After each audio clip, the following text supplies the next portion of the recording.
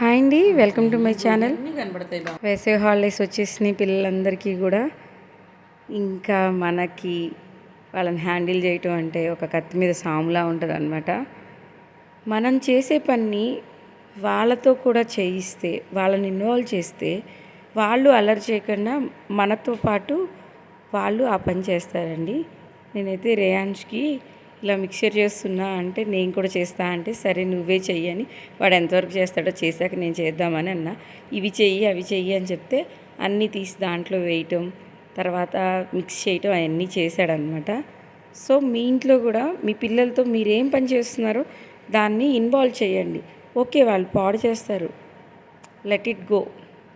వాళ్ళకు కూడా తెలుస్తుంది ఇలా చేయాలి అనేది. వాళ్ళల్లో కూడా మోటార్ స్కిల్స్ అనేవి పెరుగుతాయన్నమాట.